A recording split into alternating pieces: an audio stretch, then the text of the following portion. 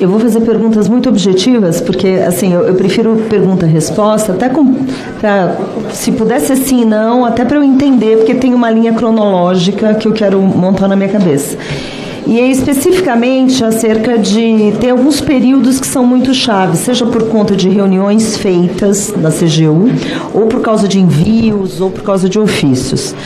Então, assim, em novembro, especificamente, no dia 16 de novembro, a senhora mandou um ofício para o delegado Bruno, né?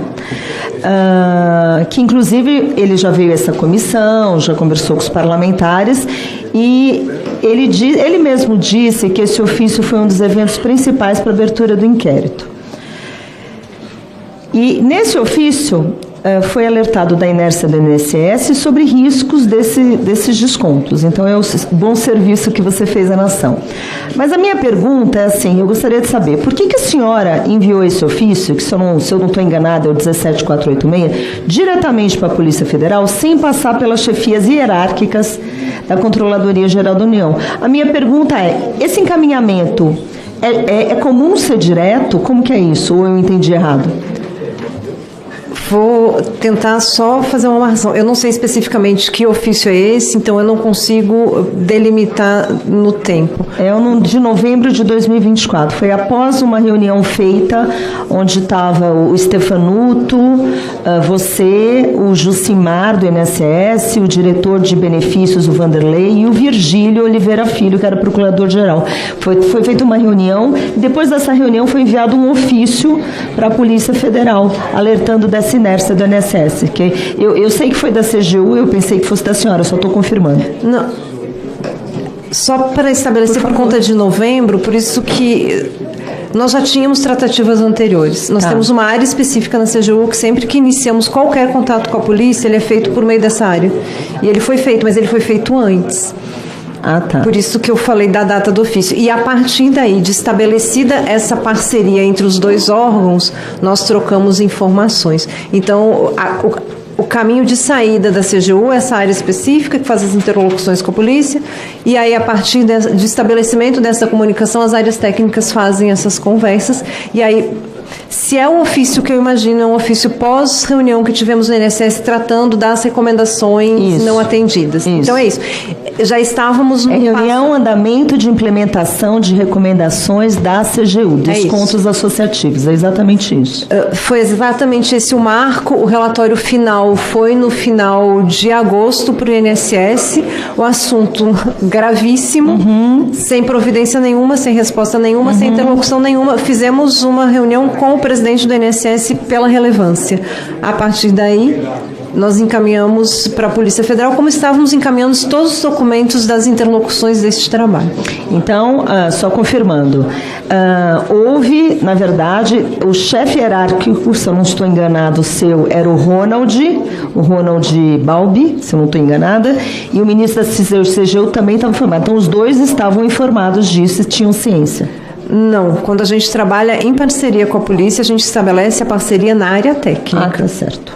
Tá bom.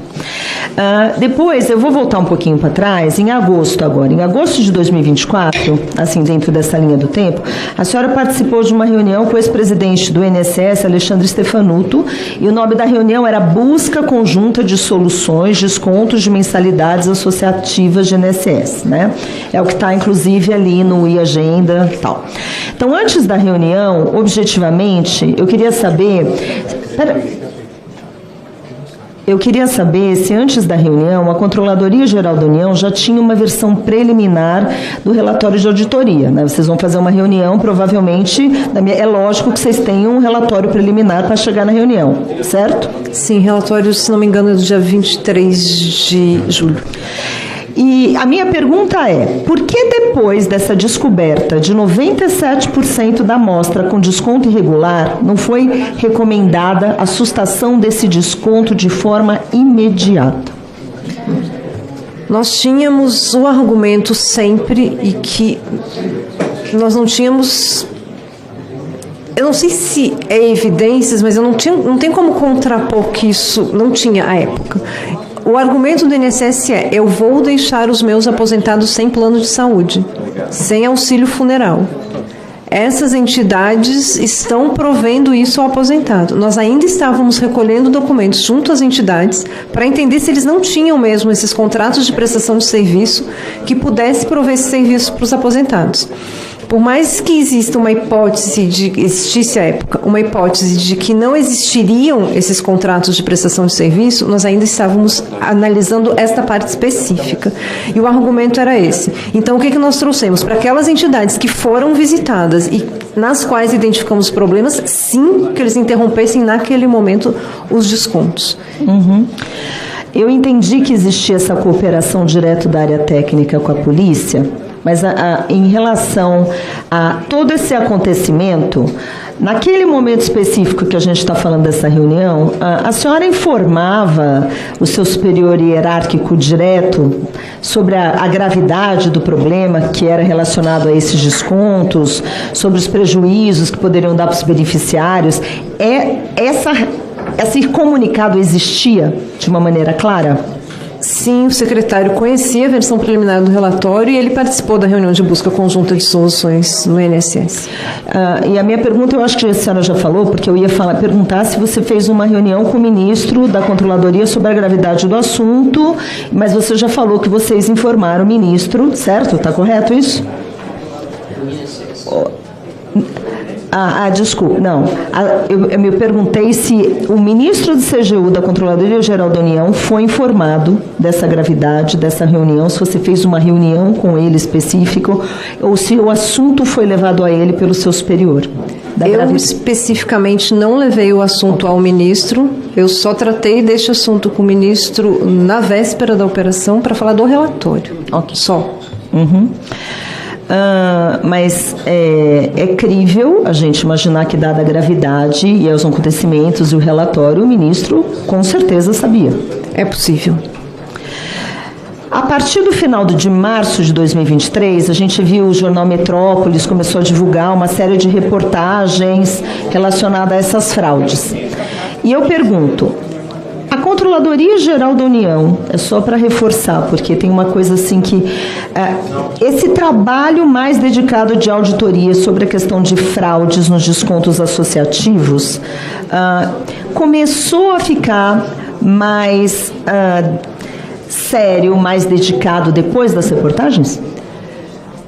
O sinal de alerta que nós tínhamos, ele veio quando fizemos o mapeamento da parte de consignações na folha de pagamento do INSS, que vem junto, descontos e empréstimos consignados. Nós estávamos tratando, sim, os empréstimos consignados e tínhamos um relatório do TCU já nessa época, dizendo da gravidade. E aí, na sequência, nós iniciamos o trabalho e, sim, utilizamos as informações do Metrópolis. Mas nós, a essa época, já tínhamos um relatório do próprio TCU tratando do assunto.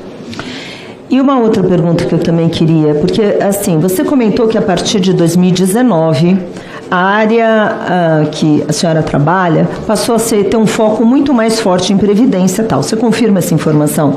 Sim.